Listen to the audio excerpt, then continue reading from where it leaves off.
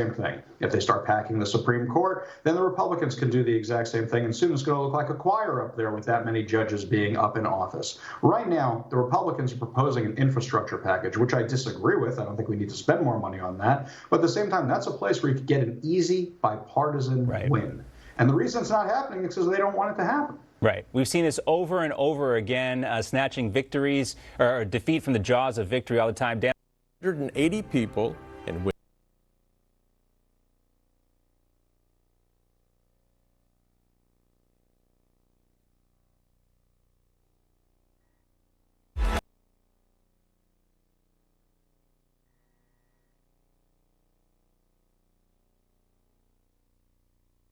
life, I have wondered if I would see this day. Follow me, and you'll see more.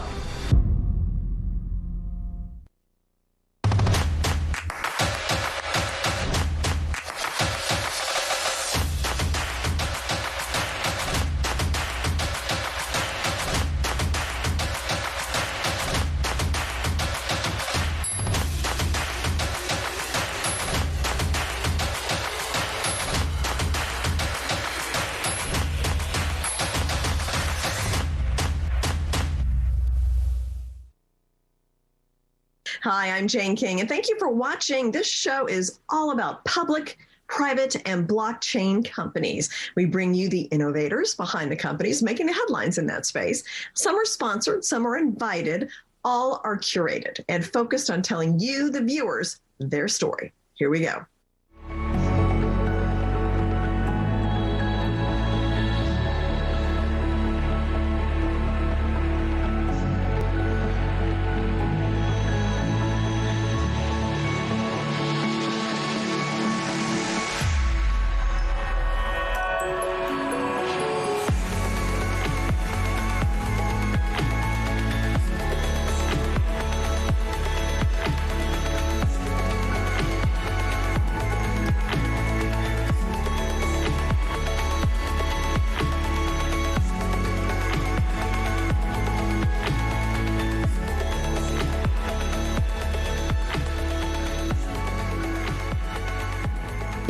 With cannabis becoming more mainstream, there is also a lot of concern with biopesticides. And with me to explain more about that part of the cannabis industry is Eric Newland. He's the Vice President and General Counsel for Digital Development Partners, to explain more about the company and what you're doing in this area. So Eric, welcome. And if you could kind of explain, what is the foundation, the bread and butter of Digital Development Partners? Thanks, Jane. The bread and butter of our company is a biopesticide that we got through the EPA last December.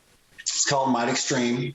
My partner, Fabian Denault, developed that, and during his time as a medical marijuana provider in Montana, he was having trouble with spider mites, particularly in his grow indoors there. And if you're not familiar with the spider mite, they show up, they put a web around the plant, in about a day's time, suck all the chlorophyll out, and the plant's done. And each of those plants in the cannabis industry is worth $2,000, $3,000, $4,000. And they can really impact a grow 30, 40, 50% of the grow. Wow. So we got that through the EPA. We're going through the states now and qualifying. We're through 3 or 4. We're starting our sales. And that's the reason we started this company. And we're very excited about its future. Now, you recently announced a corporate name change to Blackbird Biotech. So what was the reason behind that decision? Well, the digital development name, when we took over the company, was there. Last year, we were going to change the name, and the COVID situation kind of messed everything up. We wanted to make sure people knew what we were doing. Might Extreme is a different kind of pesticide, and it's a biotechnology. We feel like we have other products in the pipeline that are different. They're sort of reimagined, if you will. We like to look at it that way. Explain a little more about Might Extreme. So that's a pesticide of some sort. Can you explain what that does in layman's terms? It kills the mites that destroy the plant on contact. It takes, and more importantly, it knocks out the eggs. Those little guys get under the leaves. They hide under there.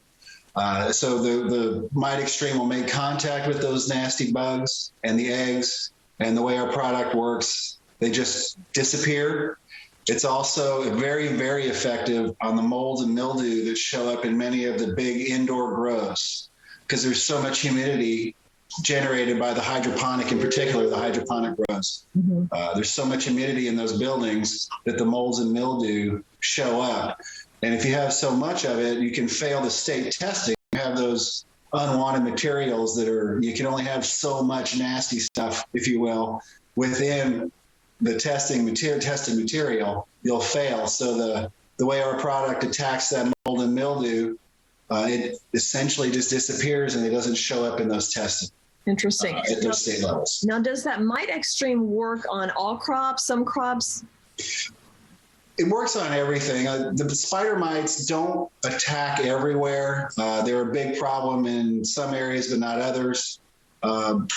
But they are a pest of serious note in the cannabis and in the industrial hemp, specifically in the indoors.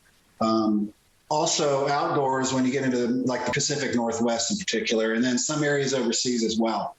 The grapes suffer from the spider mites, hops, coffee, banana, and then indoor house plants. You know, they get some crazy things going on there, and the treating it with a Mite Extreme seems to really take out the soft shell pests. If you have a hard shell pest, it may not be the product, but those soft shell pests are directly in the line of fire. How does it compare with other similar products, the Mite Extreme?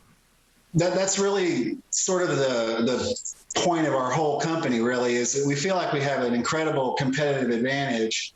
The way that Fabian put together the chemistry of Mite Extreme, we're able to treat, taking cannabis, for example, all the way through the day of harvest and still have our 0 parts per million testing results for banned substances in all of the state marijuana testing that you have to go through to be able to sell it into the market. Competitors such as neem oil, it's a treatment, malathion, you have to back away 2, 3, 4 weeks from the day of harvest so that those products can fade from the plant, so they don't give you a result in the state testing that knocks you out and you can't use that product. So it's that 2, 3, 4 week window where the THC levels and the CBD levels and the CBG and all of the terpenes, they really come into the full robust genetic potential of those plants. So we're able to protect that during that time. And that is the value proposition. And I understand that the Mite Extreme is non-toxic. So explain that. Like, how is it a pesticide and non-toxic? Yes, it is. We like to say that we're reimagining things. Most of the pesticides we've seen, many of the pesticides, the mites are developing a resistance of some sort to those chemicals. Ours is not poisonous, if you will. It does kill the pests, so it is a pesticide, but it does it a different way. And we don't expect that the mites will be able to develop a resistance to it or any other plant bugs, just because of the way it works. And so it's food grade. All the materials in the product are food grade, and it's very safe. The workers are protected. You don't have to put a hazmat suit on. Unless there's so many mites, you want to put a hazmat suit on, but we can take care of that. But it's very safe. You want to use goggles, of course, just you don't want anything flying in your eye. But it's extremely safe, and we see a huge advantage to that going overseas in particular for the workers. Just it's cost effective to the farmers and the owners of the properties overseas, but the workers are going to be so much better off just from a human standpoint. Right. Well, and then what are your plans for getting that into the sales channels? Well, we are being very particular in that. We're looking for the right distribution partners. We've reached out to 2 or 3 in our country here, and we're working through that. We see huge opportunities even in the shorter term overseas. We have some relationships we're establishing in the Middle East, Central America, and in China. One of our board members, who used to be the only director of our company until we joined with him, Jack Quinn, is from China and has many contacts, and he is working that for us right now. They have spider mite problems in China. They grow a lot of hemp over there.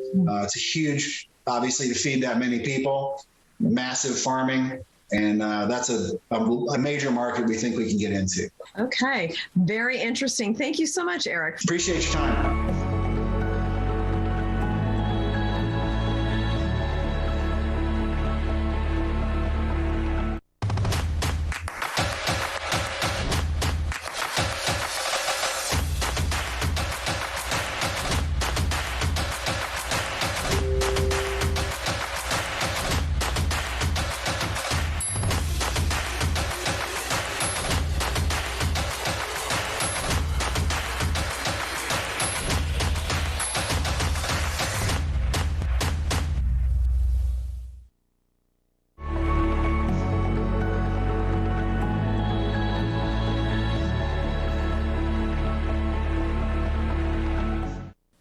Azurrx is working on a COVID treatment, and with me to update us on exactly where they are with that is CEO James Sepperstein. And James, great to see you again. And I think last time we talked, we were getting a lot of vaccinations, but it feels like we've even made a lot of progress in the past month or so with kind of, getting rid of COVID, or at least suppressing it. So what can you tell me about what you're working on? Well, we certainly have, right? Lots of big cities around the country are opening up. People are going maskless now, which is terrific progress. However, we still see that COVID is rearing its ugly head around the world, and not every nation can go maskless yet, but thankfully we can. We're still working on a therapeutic, and there's a lot of therapeutics that are being looked at the FDA. Our particular drug, the change since I last spoke to you was that we've had to change our protocol. We were looking at admitting patients who were hospitalized and then transitioning over to oral medication. However, the number of hospitalizations is so far down since we last spoke that we've had to go back to the FDA and ask them to change our protocol to just look at patients who are being treated as outpatients. So as the pandemic progresses, we have to progress ourselves. So we're still waiting for our first patient to join, even though all our sites are open. But we have since then expanded our sites to the Ukraine and to India, and those sites will be opened up in July, just in the next month. Okay, well, that's a good point, because we're, enjoying somewhat freedom here, but so many parts of the world are not quite there yet. So that's where you're targeting, it sounds like. We are, and we will continue to look at the long haulers, as we call them, or long COVID. Since we last spoke, there's been a lot of information out there, specifically with these folks who are getting, these side effects, brain fog. They're still testing positive for the virus. Lots of folks are saying, well, I've had COVID already, I'm not going to get vaccinated. And that's really the wrong approach, because COVID is still in their system. They can still spread it, quite frankly. They should get vaccinated so they don't get any worse. There are plenty of cases being reported where patients who have been vaccinated are still getting COVID. And those are some of the variants and the mutations that are out there. So we need a product that's going to eradicate the virus from the body, especially the long haulers, and that's what we're working on. It's called niclosamide. And you mentioned the vaccines, as good as they are not 100%. I mean, we have heard, and they, the clinical trial data showed that they were 94% effective and so forth, which is amazing, but still 6%. So, and so there will be still some people who get it. There will be, variants, as you mentioned. So there's still a market. Still a market for this treatment. And tell me how the treatment works too. Is this a pill? How does it work? Yeah, so it's a capsule.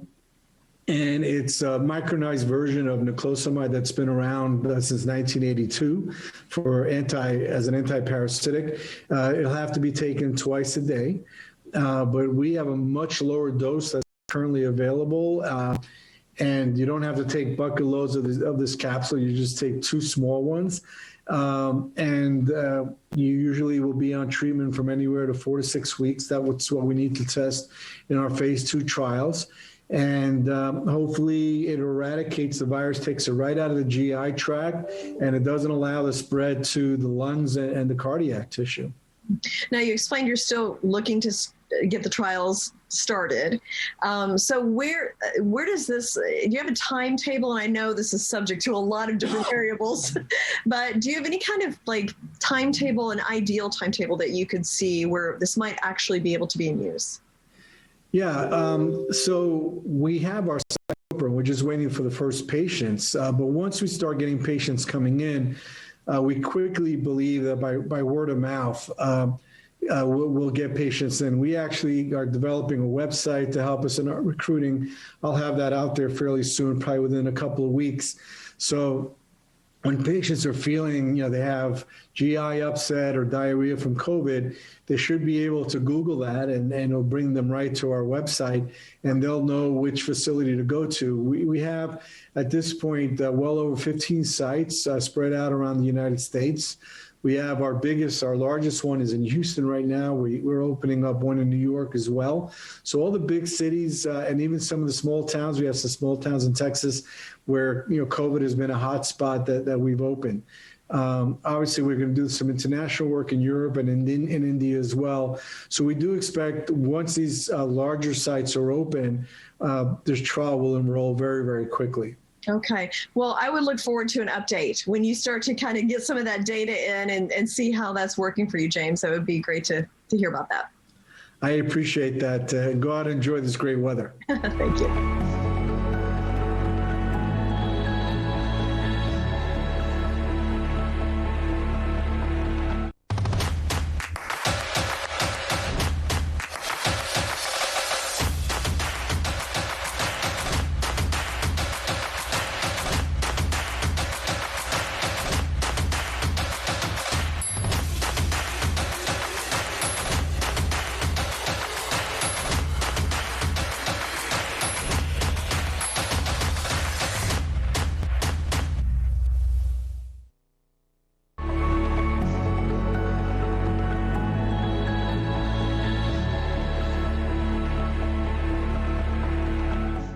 TGI Solar Power Group is a hybrid real estate development and technology company. And with me to explain exactly what they're doing is Henry Val, the CEO. So welcome, Henry.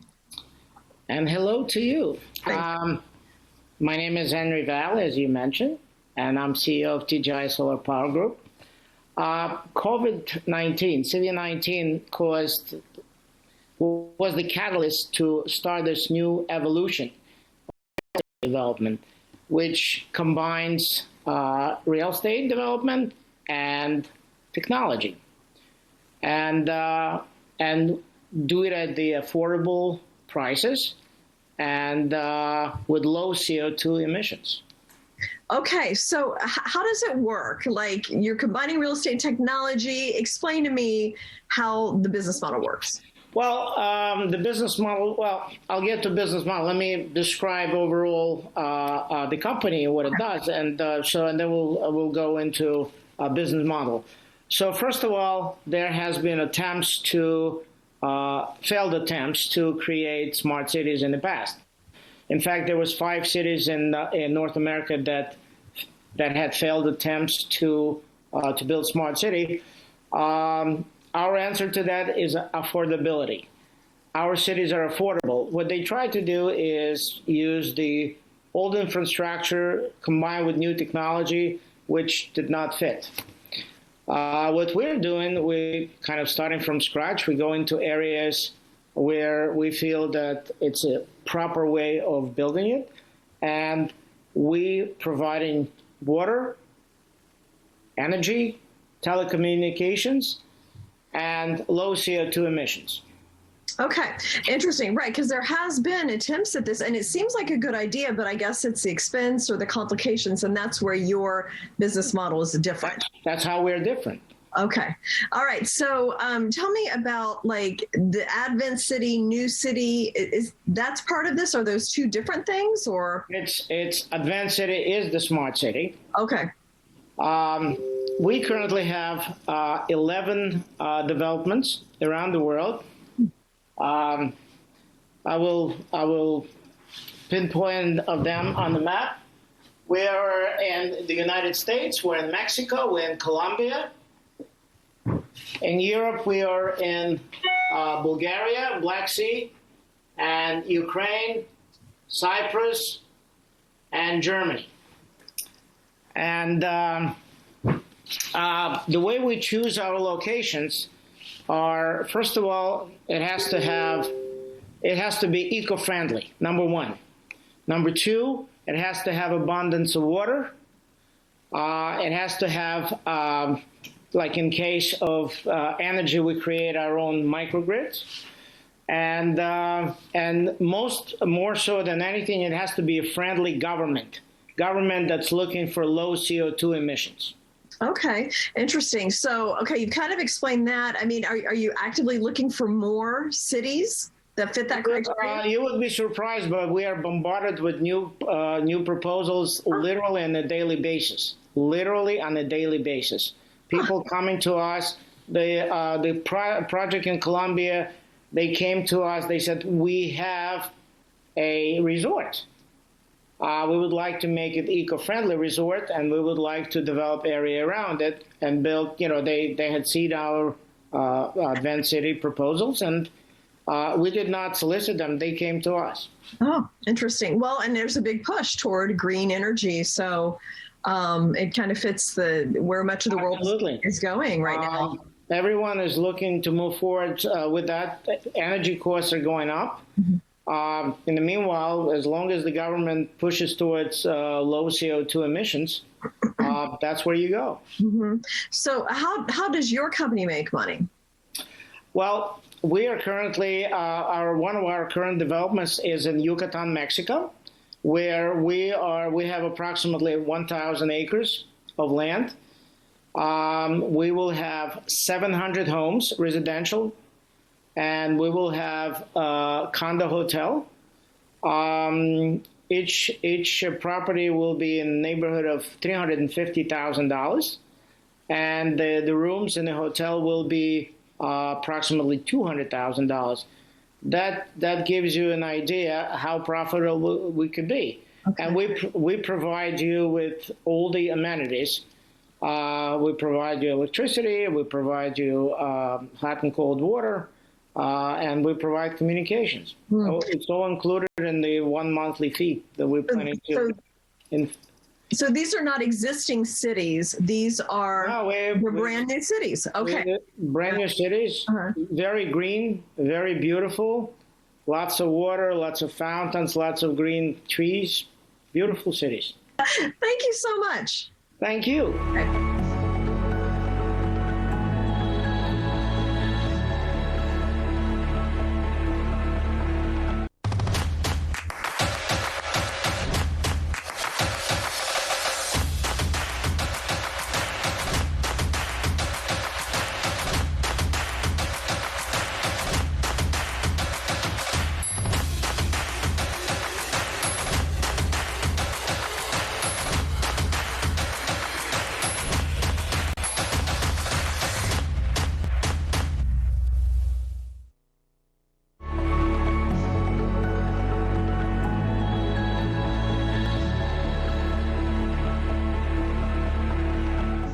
Tamino Minerals is a junior exploration mining company focusing on Mexico and Canada. And with me to explain more about exactly what Tamino is doing is the CEO, Pedro Villagrán Garcia. Great to have you here this morning. Hello, Jane. Good morning. So, Pedro, give me some background. How did you get involved with Tamino Minerals? On October 2012, we started this mining venture. Tamino Minerals began its existence with a different name.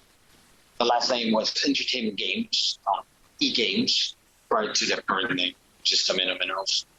On March 25th, 2013, we changed the name to Tamino Minerals Inc., a Pennsylvania corporation. It continues to operate in good standing as a Pennsylvania entity. Interesting. How is Tamino Minerals unique? We hold several mining claims for various minerals. We give priority to gold. We're definitely diversified into copper with one of our projects. Provide additional information regarding our corporation's mining projects. You are more than welcome to visit our website at taminomineralsinc.com to review this. We would like to mention that our multinational management team makes us different from everyone else.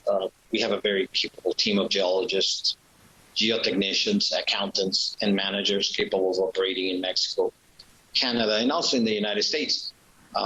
Our uniqueness relies entirely on one aspect, that we have access to various minerals that are gaining value and that will continue to gain value. Gypsum, aluminum, iron, and lithium are some that we can mention besides gold and silver and copper, as I mentioned previously.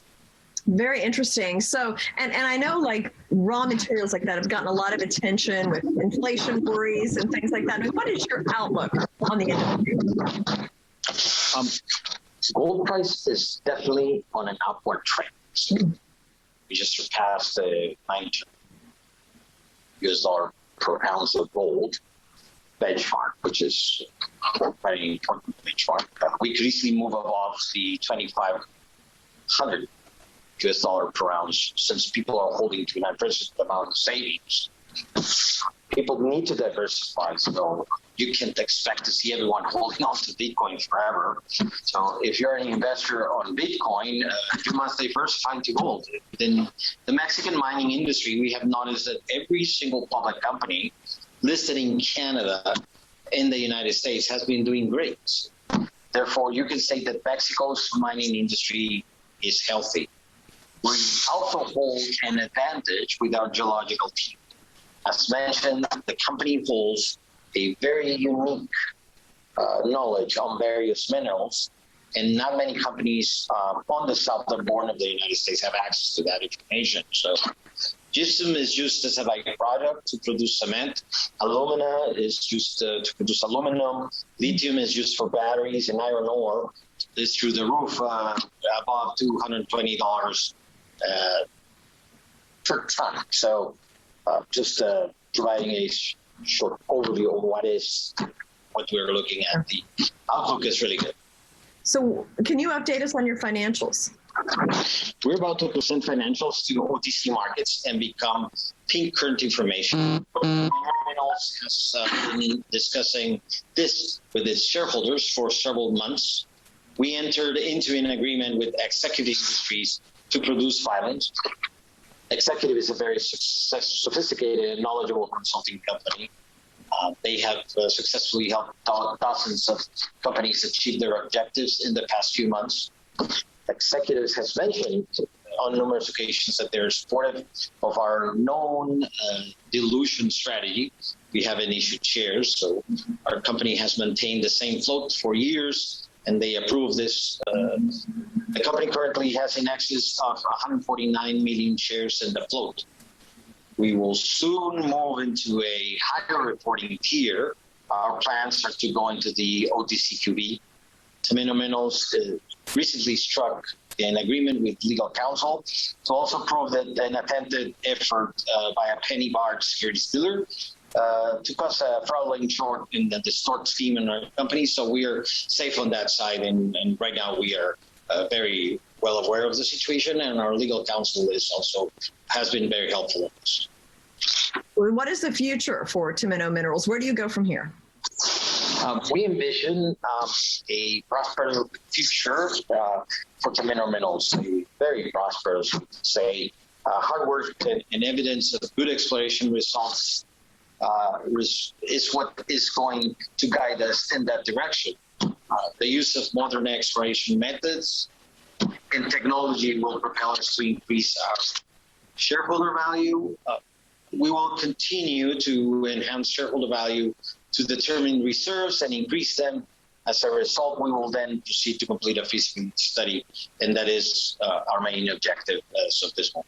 Okay. Well, thank you so much for coming and explaining Tamino Minerals. Sounds like a fascinating company. Thank you.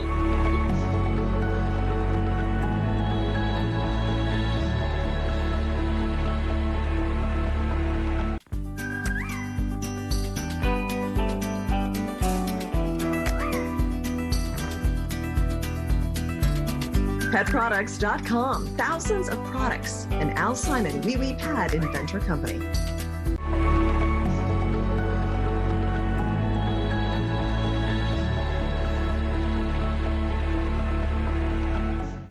AskVe is a world leader in virtual pet care. Now, more than 500,000 pet owners consult the AI-driven engagement platform. And with me is Cal Lai, who is the CEO and chairman of the board of AskVe, to explain more about this. So, Cal, I was reading about this and I was like, what an ingenious idea. We've had telemedicine become such a huge thing during the pandemic, and it's only common sense that we would have vet care as well. So can you tell me a little bit about what led you to create this company and enter this space? Yeah, thanks, Jane, for having me on the show. I really appreciate it. I think that the concept really started in a very simple way. There are two real data points. One is I've been a pet owner my whole life. And, you know, the veterinary experience has not been a terrific one from a consumer point of view. You have to call, make an appointment, wait in line. You can imagine both with COVID and the tremendous adoption of pets during the last year and a half that appointments are hard to come by. We have always had a shortage of veterinarians in this country. I think the dramatic increase in animal ownership has really exacerbated that problem. So getting an appointment, unless you have an emergency visit, could take weeks. And it really frustrates a lot of pet owners. So, you know, as a pet owner, I found appointments hard to come by. I found that often I would go to the doctor, take my pet to the doctor, you know, have several $100s worth of tests done, and nothing was wrong. And that was really frustrating to me that, you know, nobody pick up the phone and where I could ask some questions and say, do I need to come in now? How important is this? They don't have any capability to triage, right? So what they do is they leave that in the hands of the pet parent. And we're the last people who are both knowledgeable and skilled at making that decision. So what if 31 million of us do every month? We go to Google and we search, my dog's having diarrhea, what should I do? My dog is vomiting, what should I do? So we pack our animals up, we take time off from work, we head into the clinic, and 70% of the time, nothing is medically wrong. The diarrhea will resolve itself, the vomiting will resolve itself. It's not the result of a disease state, it's a result of something temporal. Right, and that's been borne out by we've had more than 650,000 consults in our time, and we've borne that out. And the second part of it is, I'm really a big believer that lifestyle drives health outcomes. So this belief comes from a very, very personal place, right? So most of my life, I was massively obese. I weighed about 335 pounds for most of my life. I weigh 135 pounds right now. So I've lost about 200 pounds. So I was born very premature, and, you know, the doctor said he's so little, he probably won't survive. And my parents and my grandparents said, no, he's going to survive. We're going to stick a bottle in his face until he gets bigger. So by the time I was 5 years old, I weighed 150 pounds. So I was the fat kid throughout all of school. I was a very overweight adult. I spent most of my adult life between 250 and 335 pounds. I go to the doctor and he'd say, God, Cal, you got to lose weight or you're going to die. You know, you're just so morbidly obese. And I'd say, God, doc, believe me, it's been the bane of my entire life. How do I do this? And they'd say, you just got to eat less and exercise more. And I'm like, that's not helpful. Right? Of course I know that, but how do I implement that into my lifestyle? So I learned how to implement that for myself and my lifestyle. So I do a number of things. I'm a ketogenic dieter. You know, I eat intermittent fast. I only eat for 8 hours a day. I have every disease known to man that comes about from being obese. I have hyperlipidemia. I'm diabetic. I have high blood pressure. I had lifelong gout. I had a knee replacement, a kidney transplant because my lifelong gout and diabetes destroyed my kidneys. So I had to figure out a way to get through this health crisis and really reset who I was. And I realized that it was about changing my lifestyle that really drove. If you look at me today, I lost 200 pounds. My blood work's completely normal. My A1C is under 6. I'm a normal person. All of those bad things that I had previously as a result of my being overweight went away. All because I was able to craft a lifestyle customized to me that I could make work. Well, I also realized that as a pet owner, it applied to my pets too. And they don't drive their lifestyle. I drive their lifestyle. So what I really wanted to do was create a way for pet parents to drive a healthy lifestyle for their pets, to avoid the pain, suffering that comes with neglect and time. So we all know our pets live longer, live healthier if they live well every day. So I wanted to create, like I did for myself, an app that walked parents through a process, a workflow to essentially maintain and keep a pet healthy throughout its lifetime. Okay. What an amazing story, and congratulations for keeping that weight off. I mean, that's the hard part. And, you know, when you're so busy and you're running a company and you just want to eat and, you know, so congratulations. It's amazing. So you mentioned during the pandemic, there were so many pet adoptions, and I remember doing stories on no pets available and things like that. So that is one trend, I assume, driving the pet care market. What are some other things that are relevant to the pet care market right now? I think what's really relevant is it's an enormous market, right? It's a $100 billion market. It's going to triple by 2050. And it's very ripe for disruption because the market is stuck in the 1950s. Modern veterinary care as we know it started right after World War II. And it's always the same model. You have a problem, you go to the doctor. And even in our human health, we don't really have health care in the United States. We have sick care. You see a problem presents itself, you go. But really, we all know that if we lived better lives, lived healthier lives, and we don't know what that means, we could actually live healthier, get sick less, avoid all the chronic ailments that come with time and neglect, and ultimately live longer. So it's all about that whole thing about creating this critical mass around behaving in a certain way every day. Now, interestingly enough, millennials represent the bulk of the spend in pet care. They're between the ages of 25 and 42, starting families. 70% of all millennials have pets. And they really care about taking care of their pets' health just as they do for themselves. So if you think about most millennials, they are very proactive, not reactive, in terms of creating a healthy lifestyle. They eat a certain way, they have a certain strategy towards exercise, and they want the exact same thing for their pets. Why? Because they see their pets as not like their children, as their children. Oh, yeah. So that's a huge difference, right? So I think what really happened was the market and the desires of the bulk of the pet owners changed. I think people started to turn their back on this very antiquated way of doing business, just come into the clinic and get supported. That really has to change. And on the human side, that's changed dramatically with the passage of ACA, right? Because they added 30 million people roughly to the insurance rolls and didn't add a single waiting room, hospital, any of those things. So they have to figure out ways to essentially create tiered service delivery for the human side. Yeah, interesting. So where are you with financing, and I mean, what kind of plans do you have for the future for AskVe? That's a great question. You know, our goal is to become the dominant player in the virtual part of animal health. We already are. We're the largest in the world. We see between 1,000 and 1,500 pet parents every day. And that number is growing dramatically. We're actually really moving towards a direct consumer model where we offer a virtual care program, a virtual health and wellness program through the AskVe app. You pay $30 a month, and for that we send you diagnostic tools, blood kits, urine tests, fecal tests at home. Some of these are being rolled out as we speak. What you can do now is take those tests and have a plan constructed, as I said, utilizing our AI engine and our doctors specifically for your pet and your pet's needs. So we launched this in just several months ago. In our first 6 weeks, we had over 1,200 members sign up and subscribe. In that time, those members had nearly 3,600 engagements with our veterinarians and our system. They're tremendously satisfied. They give us 4.9 out of 5-star ratings.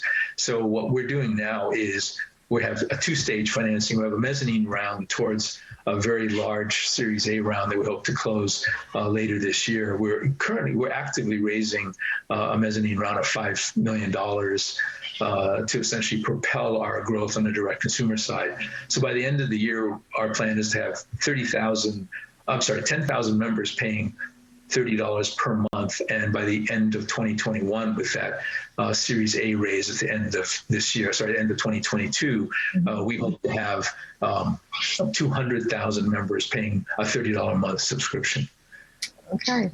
All right. Well, thank you. What a fascinating story that led you to the company, and I think something certainly needed in society. So appreciate your time, Cal. Best of luck, and look forward to updates. Thank you, Jane. Really appreciate it. Thank you.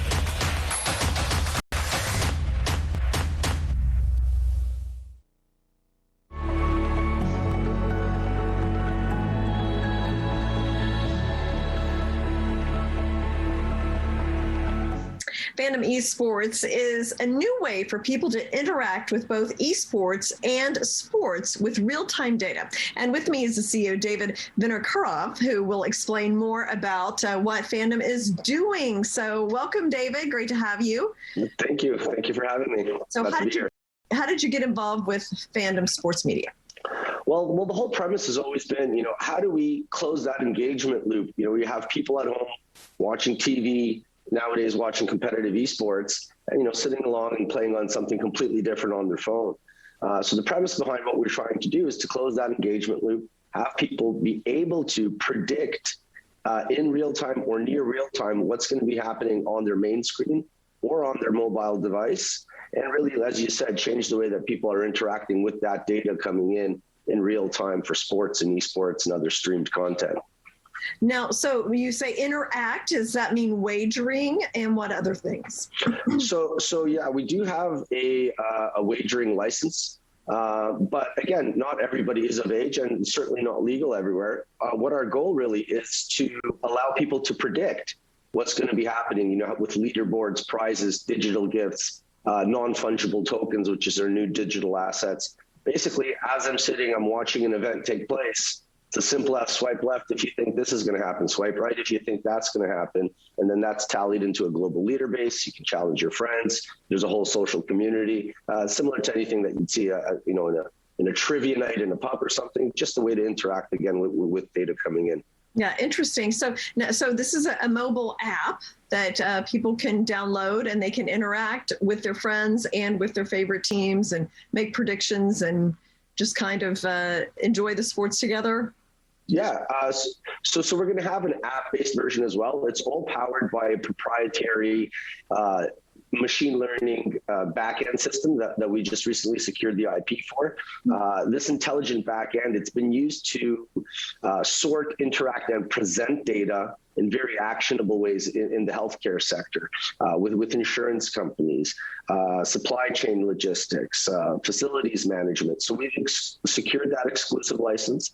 It allows us to present near infinite predictions, where a lot of our competitors can maybe do 100 or 200 predictions in a very static way, and keep people engaged longer throughout the entirety of a broadcasted event, and maintain a unique position in the market. So we're very excited about it. That is a perfect segue to my next question: is what makes you unique? Yeah, so like I said, the amount of predictions that we can generate, the velocity with which that we can present them in a simple, clean user interface is completely separate than what you would see on any other type of wagering site, period. The ability for us to then apply that in a gamified way outside of wagering and increase fan engagement across all stream types of content, again, is a unique proposition that we're going after because we can present that data in new, unique, and faster ways than our competitors can. Mm-hmm. Now, what's your outlook for the industries you're involved in? So your sports, there's media, tech. I mean, this is all kind of seems like coming together. I mean, how do you see this industry and all these industries? Absolutely, yeah. So what we've seen in esports specifically, starting with what happened last year with COVID-19, and the stopping of broadcasting of sports, we saw all the projections where we saw esports and esports wagering would be in 2024. That happened in the first several months of 2020. So the growth rates have accelerated.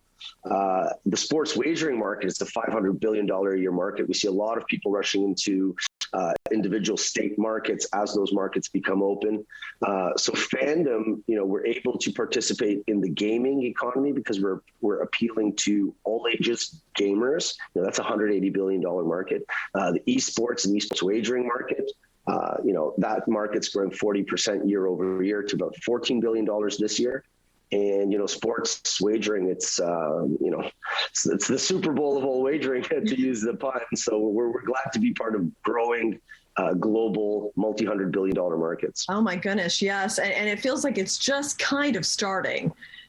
This whole esports and gaming. Yes. It's early in the U.S. It's been extremely huge in Asia for numerous years now. And as the states are opening up their licensing regimes for wagering, esports wagering is coming in on that front. So our first plan, our site is live now, fandomesports.gg. People can log on. They can see the predictive capabilities of the platform. And then, as the states scale out, we'll be examining different ways to get into each local market. And then, once we're in that market, then extend our capabilities to regular sports wagering as well. Okay. So you touched on this a little bit. What do you see in the future? What are your goals for Fandom? Our goal for Fandom is to enable all competitive esports to be accessible through our platform so that people can log on, watch their favorite stream, and make predictions or wagers, depending on where they are and if they're of age and so forth. While we're doing that esports rollout, we're going to be training our back-end system to apply that same type of capabilities to sports and sports wagering. So hopefully we should have news on those initiatives within the next 12 months. And our larger goal is just to fandomize everything, take predictions and polls as you're watching any type of content. And why not, if someone's watching The Bachelor, we're going to predict who's going to get a rose, right? That'd be lots of fun. Actually, opportunities are endless, yes. Yeah, we just want to fandomize the world, basically. Okay. Well, thank you. And come back with updates as you add new features and so forth. So thank you so much, David. Thank you so much as well. Glad to be here.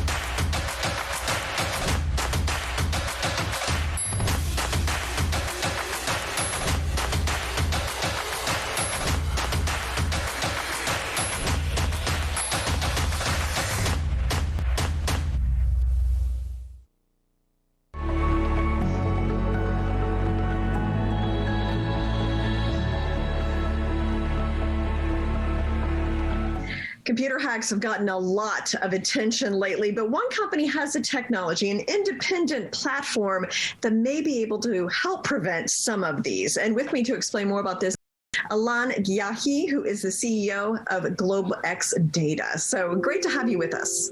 Great to have you, Jane, and hello to everybody who's watching us. Yes, so if you could just explain, because of course we went through the Colonial Pipeline situation, there seems like there's a hack, every week. Explain what your company does and how it is different than some of the technology platforms that we're seeing right now. Sure. So gladly, we are a Swiss-based technology company. I'm from Switzerland myself. We do have operations and a publicly traded company in Canada. And in the US, we have our subsidiary as well. We trade under ticker SWISF. What we do is we developed a suite of communication tools, such as email, messaging, backup, and file share under the brand Secure or on Secure Safe. So what Secure does, spelled S-E-K-E-U-R, What we do is we developed a proprietary email system and a proprietary messaging system with privacy and security in mind. Our advantage are the following. For example, we don't use big tech platform, so we're not on Amazon Web Service, we're not on Google or Microsoft Cloud. We've never developed under those platforms. That makes us independent in terms of privacy and also less prone to hacking because we have never developed our code in open source. So that's kind of one of the advantages. And all our data is stored in Switzerland, which gives you the strictest data privacy laws in the world. So if you were a business or somebody who doesn't want to have your data mined, because we don't do data mining at all, you would use maybe secure mail as opposed to Gmail or Office 365.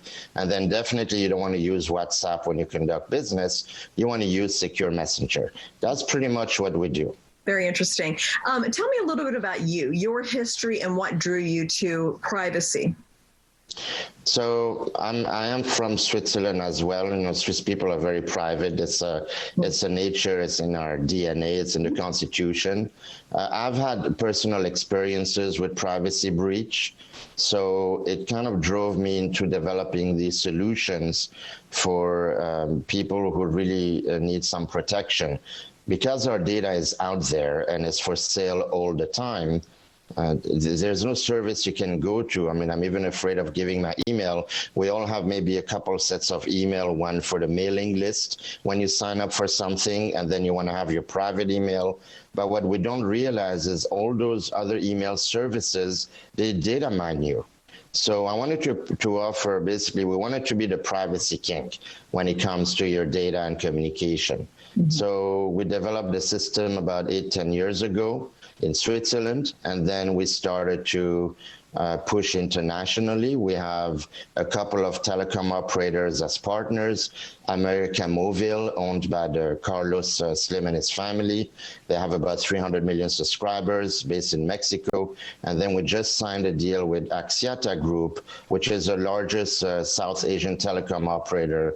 And, you know, we're growing the business like that because privacy and security are becoming a big concern. And, you know, I'll address these hacking. The basic concept of how come we hear about all these hacks and email phishing and so forth. The problem is that the big companies, the big three or the big five, you know, you used to have the big three in the auto industry. Now you have the big five in data and digitization. You have Apple, Amazon, Microsoft, Google, Facebook Group, which is WhatsApp as well. So what they do is they make a lot more money on data mining your data. And it's not like, you know, when you hear about a hacking, it's not like a company is trying to hack you. A company will buy your data. Their priority is to exploit that data within less than 30 days or it becomes stale, and they don't really protect it. And then you have a hacker hacking that business, let's say, that needed to, you know, target you for something. And that's how our data gets leaked out. It may or may not be directly Facebook or Google or Microsoft, even though they also have their breach, but it's all the other companies that buy your data that don't protect it. Yeah. So it's really like a tornado upon another tornado, and it just never stops. Hacking and breaches are not going to stop. They're going to increase. You know, I don't know if some of us know this, but data breach costs the global economy over $6 trillion US a year in lost income or damages. So that's a pretty big economic damage. It's huge. Yes, absolutely. And I believe it, actually, because I cover a lot of these things. So now you earlier closed your offering. Can you explain a little bit more about that? Yeah, so we did go public in July 2019. In Canada, then we went listed in 2019 October in the OTCQB under SWISF, and then we just completed actually our third and final retail offering. We have about close to $5 million Canadian, $4.3 million in the bank, no debt. No convertible, so we're in a very enviable cash position. We have a couple of overseas funds that are also looking at injecting more money. What we're going to do with this is we have a huge U.S. launch coming up. We believe that the U.S. really is a big market for us, and there is no solution like ours. So we raised 2.2 million, $2 million US essentially last week. We closed with a bunch of overseas strategic investors, and now we closed the retail funding. We're open now to institutions. So the other thing I wanted to mention back to our solution, we're the only company that doesn't ask for your phone number when you sign up for the app. So, you know, you would go to secure.com, you buy the solution, because you cannot buy it directly on App Store. You have to buy it from us first, and you download the apps, and then you don't give your phone number. That's also the most prominent way how you're going to get hacked on your device. We also don't upload your address book all of a sudden. Some of us may have switched from Facebook to Signal in the last few months, and if you're on Signal, you may notice sometime an alert that one of your friends on your address book is on Signal. So there's zero privacy. They're telling you that they're on the other application now. And that's because everything runs on this system of you give us your phone number, then we have your data, we can track you, we have all your address book as well, and we can track them. So that's very unique. We're also the only system in the world that lets you message a non-secure user. So if you're a realtor, for example, I mean, there was a breach recently on a huge mortgage broker. So if you're a realtor and you have some clients and you want to email them and chat with them without using WhatsApp, you can chat with them without them having to download our app at all, and then you can terminate the conversation on a self-destruct timer when it's all done. So I think those are very unique features of our solution.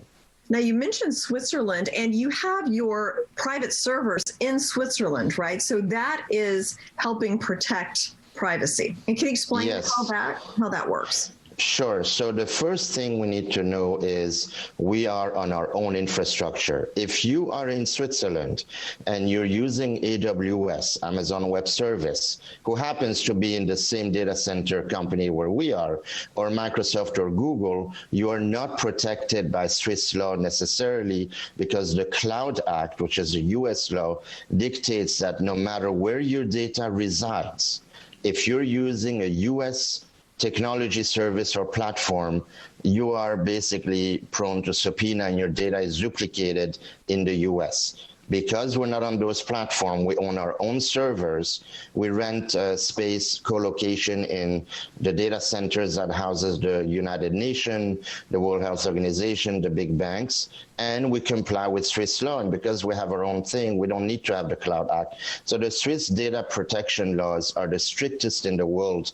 I mean, it's a penal crime to divulge your IP address without your consent.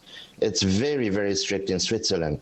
So you have the legal protection, the platform protection, our proprietary technology, and then these privacy by design, we call it, like self-destruct timer, deleting to bare metal. So when you go on WhatsApp and you say, delete the message for me, it's not really deleted on their server. They already data mined you. We don't do any data mining whatsoever, none. We don't even have cookies on our website.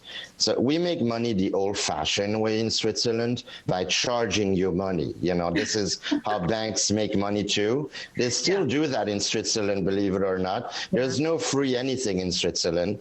And it's the same thing for your data. If you want protection, in the old days, you used to put your money in Switzerland before the international exchange rules came in 2018, and nobody even knew you existed. This is the same thing here. If you want your data private, you come to Secure. You pay us $10 a month for an email and a messaging app with 100 gigabytes of the best multi-redundancy storage. All the features you can imagine.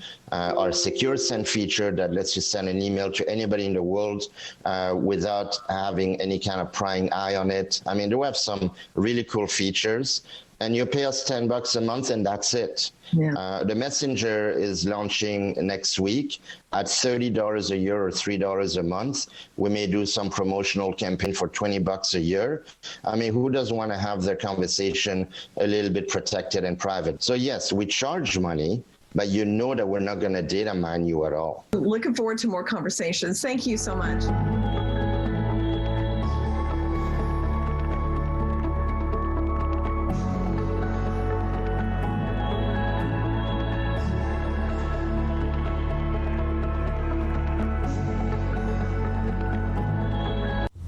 Information.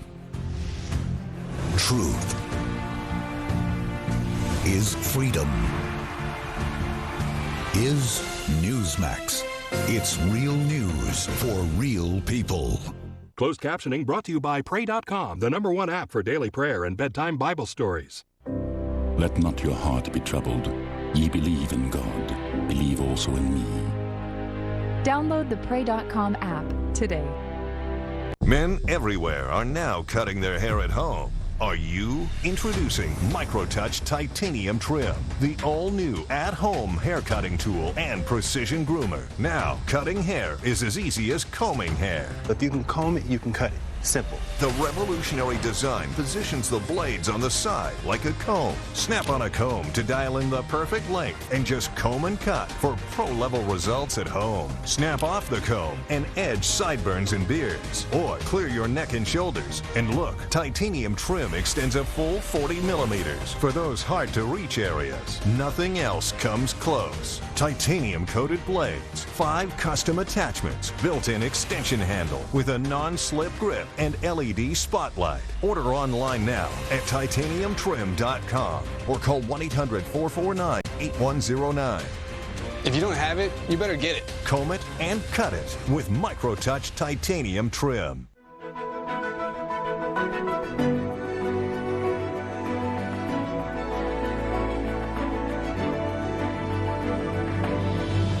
Good morning and welcome to Save the Nation. I'm your host, Adam Brandon.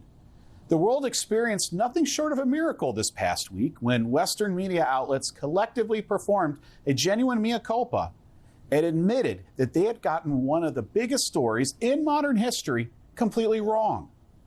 Of course, you probably guess I'm speaking of the 180-degree flip our media did on the explosive story that COVID-19 may have, in fact, been leaked from a lab in Wuhan, China. A lab known to be conducting controversial gain-of-function and spillover potential research on, wait for it, coronaviruses. This is evidenced by the fact that staff from the Wuhan lab were hospitalized a month before the COVID outbreak was even disclosed by China with COVID-like symptoms. And the media, after a year of refusing to do their jobs, the press was forced to admit that Trump was most likely right, and that by denouncing President Trump's claims as a debunked conspiracy theory, they were wrong. Not just wrong, but dead wrong. And even more, by suppressing the lab-leaked story, they might also be culpable in accelerating the spread and deadliness of the pandemic, since virologists and epidemiologists spent more than a year on a wild goose chase looking for a natural source of the pathogen when we could have tracked down the actual lab-grown source and known to tailor our medicine accordingly sooner. A press correspondent for ABC News admitted the source behind their mistake on the air. And yes, I think a lot of people have egg on their face. This was an idea.